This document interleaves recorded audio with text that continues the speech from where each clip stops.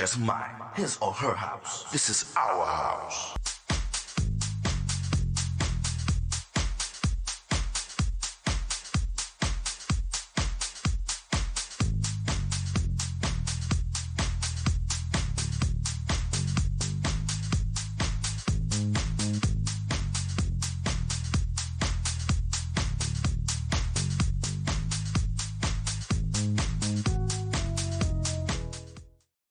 Hello, my name is Tyrone Lowe. This is my show, The Legends. I want to thank everybody that actually subscribes to my show and show me love all over the world.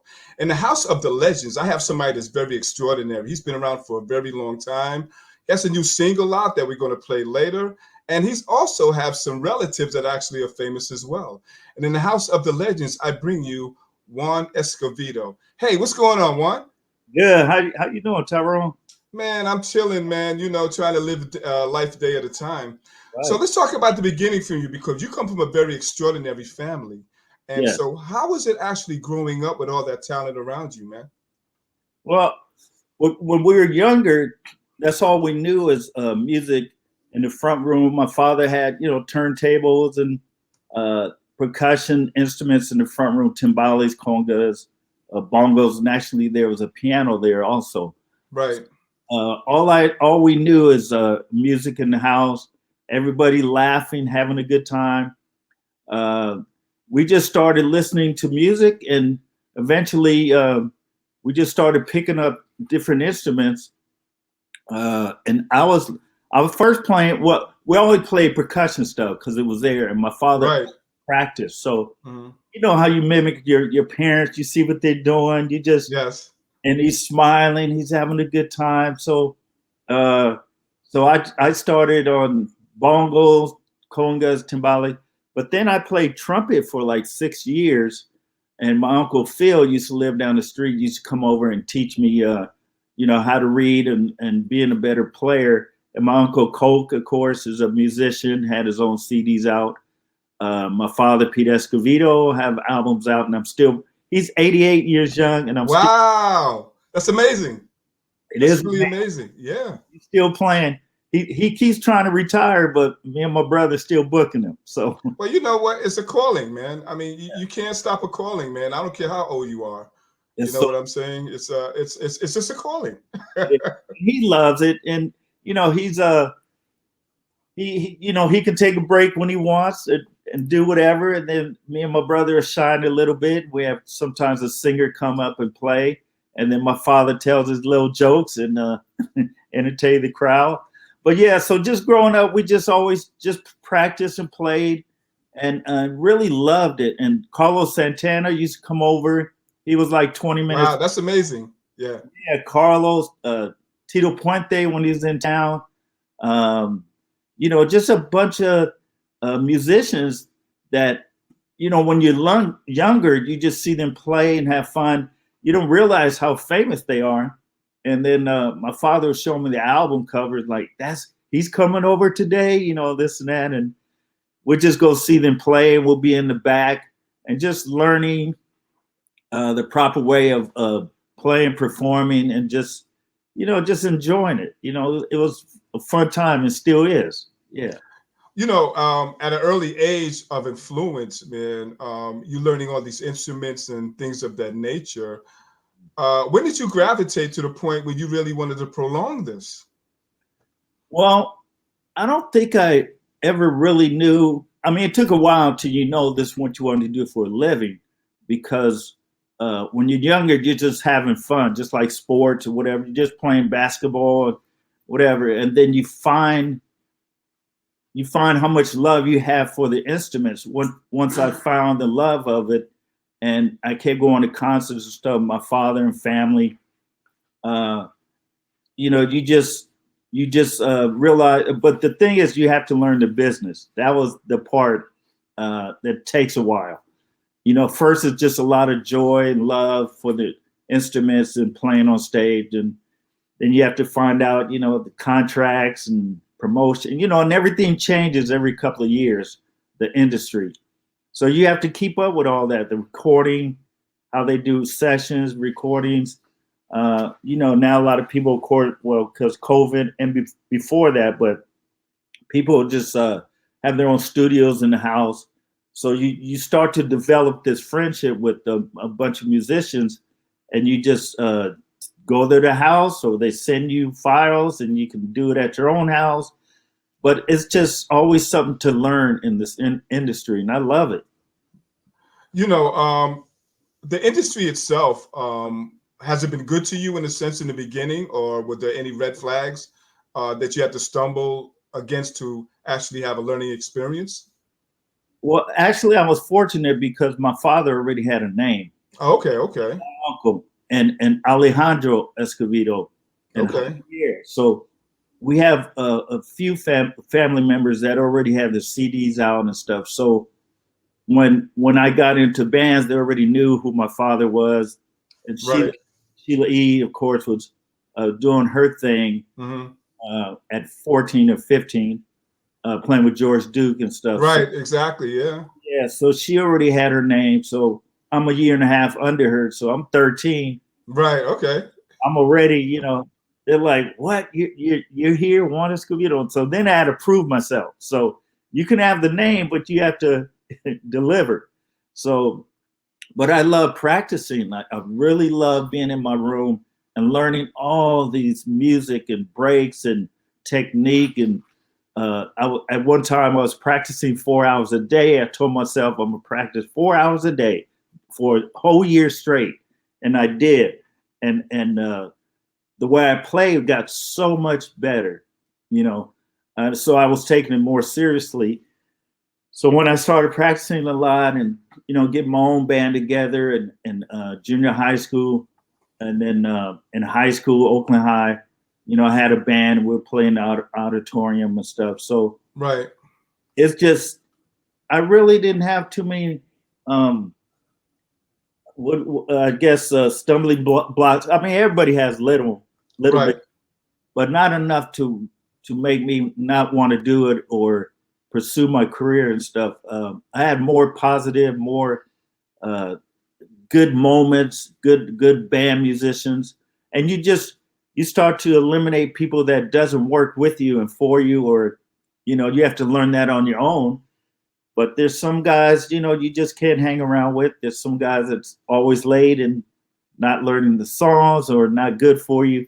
But I did my thing too. So I had to, you know, take it more seriously and then get great musicians around me, learn how everything works. But it was better for me to, you have to stumble, I guess, Right, right. Yeah. to learn what works and what doesn't work for you. So tell the viewers some of the artists that you actually worked with through your career, man, because you had a lot of people that you actually represented. Can you just name a few? Yeah, I toured with. Well, first I was. Sheila did the album "Glamorous Life" with Prince, so that was her first big hit. So she was working with Prince, and then she did the video with my sister Zena on guitar. My brother Peter Michael Escovedo played sax, and then after that, she was going on tour. So Prince had did the movie Purple Rain. So we actually opened up for that big tour, Purple Rain. So that started big things for me.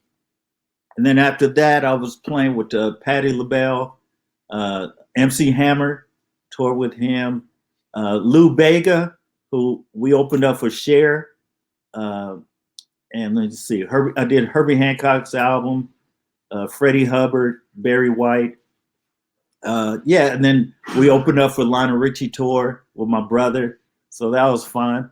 So and then Hall and Oates, we opened up for them in Japan. So Okay. we're just, just keeping busy doing what we do. So how did your family feel when they see that you was actually trying to really get with the business, as far as performing and things like that? Um, well, they knew it made me happy Hmm. because I did have a couple of jobs I tried when I was young, Right. Okay. and it was fun. I love working. I love staying busy. And then I used to play just on the weekends. Right. Then I said, it's time to really uh, put more time into the music because it's so easy to get away from music. For me, if you have 8 to 5, working 5 days a week, steady check. You know, in this business, you have to hustle every day to find the next gig, the next concert, the next band. You know, you live day to day. So every day you're just constantly trying to promote yourself, looking at new clubs in the Bay Area. You start there, you know, there's new owners and you introduce yourself and tell them what you're doing.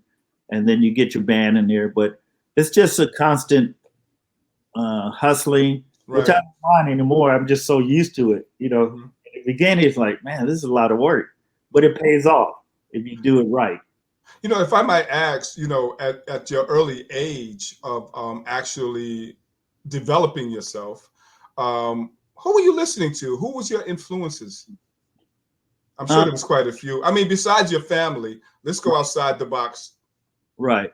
Well, being from Oakland, of course, it was like Tower of Power, um, Larry Graham, Sly and the Family Stone, Santana, Malo.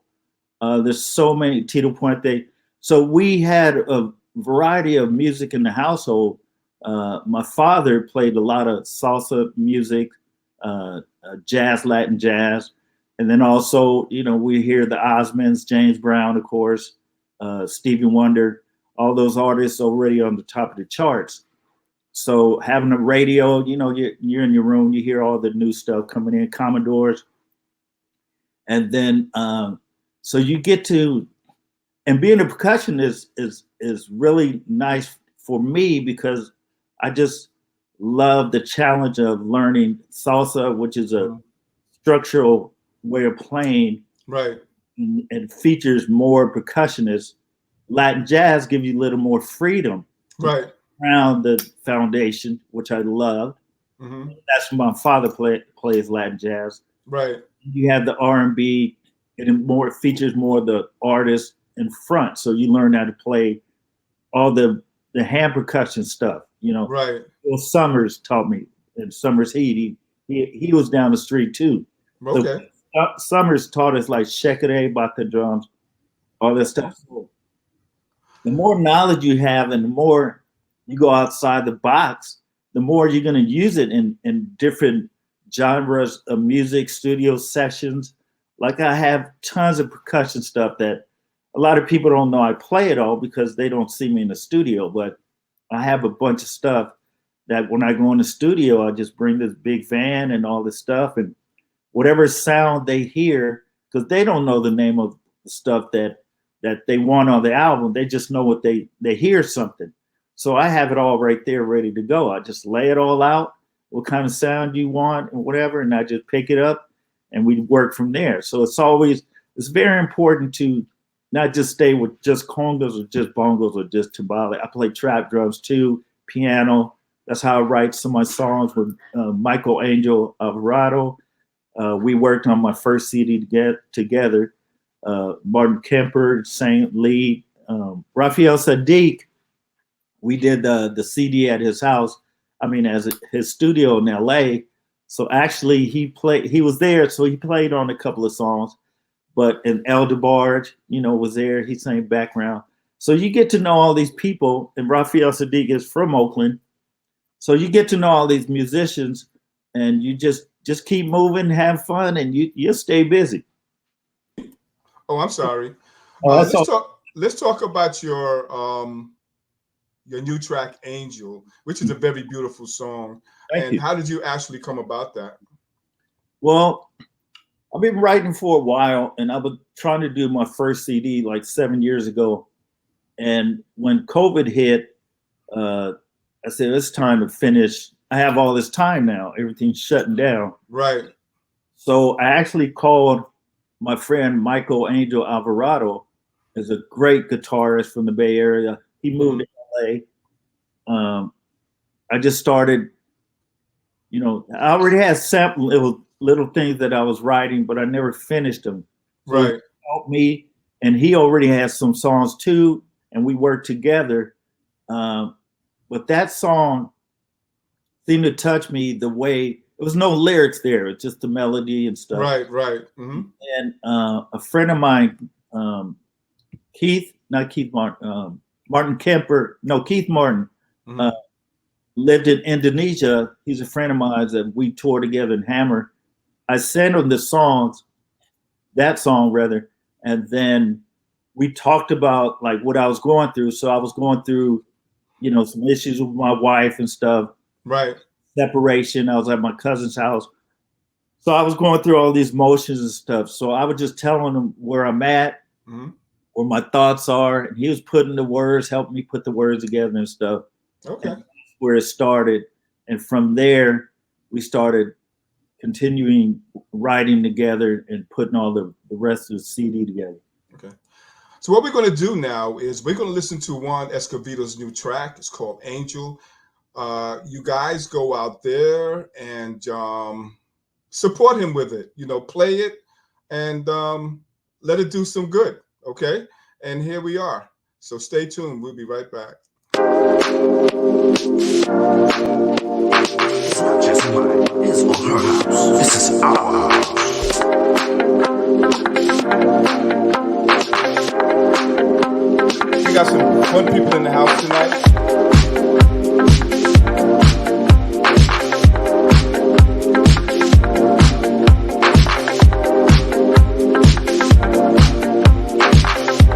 This is our house.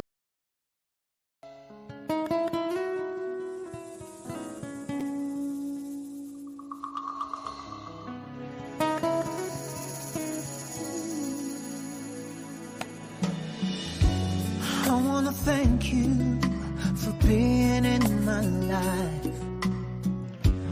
There ain't no question about how I feel inside. I know there ain't anyone that could ever take your place. No one could tell me that I don't love you. I need you like the earth needs the rain. And I know that you feel the same. Without you, the flower will cease to bloom. You're my angel, my angel. I used to run around not caring how you felt, no. But thinking about what I've done made me hate myself. But you gave me another chance, and now I realize there's no one like you. Now I know how much I love you. I need you like the earth needs the rain. Like the earth needs rain. And I know that you feel the same. Without you, the flower will cease to bloom. You're my angel, You're my angel. There ain't no mountain I won't climb to show the world you're mine. You've always been right there for me. I'm gonna be right there for you. And if ever I feel alone, I know that I can come home to you. Hold on to you. Come home to you. Like the earth needs the rain. that you feel Same, the still feel the same, same. Without you, The flowers cease to bloom. You're my angel.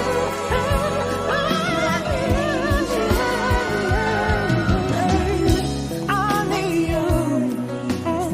Like the earth need rain. that you feel Feel the same, feel the same. Yeah. without you, the flower will cease No more, to no more. bloom. You're my angel.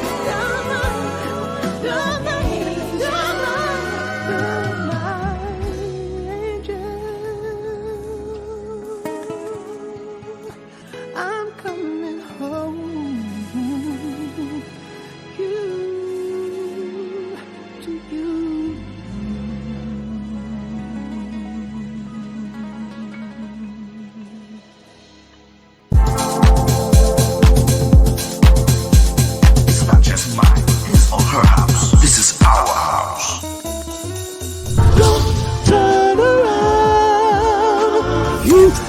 really down, playing the games you do.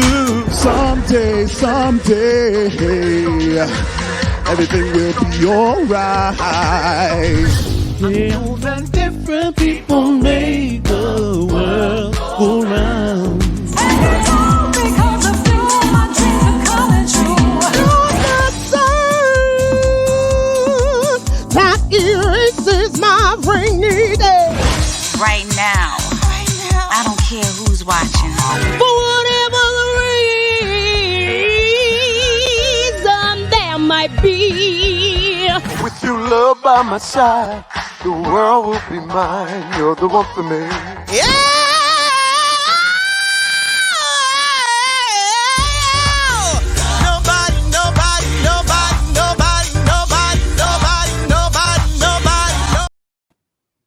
And we're back. My name is Tyrone Lowe. The show is called The Legends, and we have Juan Escovedo in the house. What's going on, Juan? I'm good, man. I'm good. You know, that song has a Latino feel with it, but it has also a romantic feel. It's Right. like when you first meet a girl, you just throw that on, and all of a sudden she starts to melt with it. You know what I'm saying? So, I didn't just know. to put it out there. We'll see. Hopefully that works. You know, my thing is, so let's talk about some current events coming up for you, man, because I know that you got a lot of things going on, and I'm sure that the viewers would like to know some things. So can you actually respond to that? Yeah. So actually, right now, because my father is in the stage of retiring, I'm really, really focusing on playing with him because, you know, like I said, he's getting older. He's 88 years young. But I try to, well, I am booking myself also around that and some sessions, some recording stuff. And I also teach during the week at a school here in Vallejo called Elite School on Tuesdays and Thursdays after school program. So I'm trying to keep the kids off the streets. Which is a good thing. Yes. So Okay. important for all us musicians to give back, help the kids, guide them the right way, you know, because Right. I was younger, you know, in Oakland, East Oakland, you know, it's so easy to go down the wrong path and stuff. Right. My father and my sister and Yeah. a lot of people mentored me and guiding me the correct way. So I try to give back. Well, I am giving back, making a difference. And the students, when they see me come in, obviously they didn't know who I was. And, you know, I just said that, you know, I'm a musician. I'm from Oakland, from the Bay Area. And I'm here just to, you know, this room is going to be full of fun, joy, love. You can express yourself. You can all through music. So some of them, of course, come into class because it's after school. You know, there's some of them more emotional at that age, you know, 3rd grade to 7th. So they're going through something, or boyfriend, girlfriend. There's a lot of stuff going on.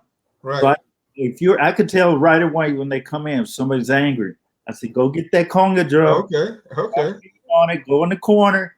I'm gonna let you be. Just take them out their space, huh? Take them out within 5 minutes or less. They come back. Now you can join the class. You know, and then what's going on? Then you know, it's not just music. It starts with music, but there's more important things than music. But that has to help them. You know, guides them. So yeah, I'm trying to make a difference. My question to you is that they have a lot of upcoming artists coming out today, you know, rather it's actually acting, producing, or whatever genre there is right now recreationally. Do you have any standard advice that you can actually tell them?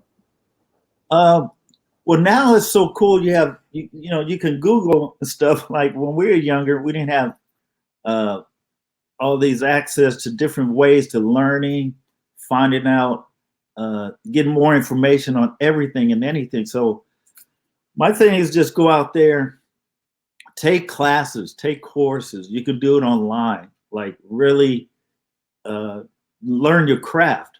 And once you learn your craft, learn more around it. Like when I was touring with my sister with Prince, and then I ended up playing with Prince after the concert. I played in his band. But in between that gap, I would go back where the light crew were. I was learning how they do the lights, even how they do the staging, how much time it takes to do all the works and behind the scene, the management company.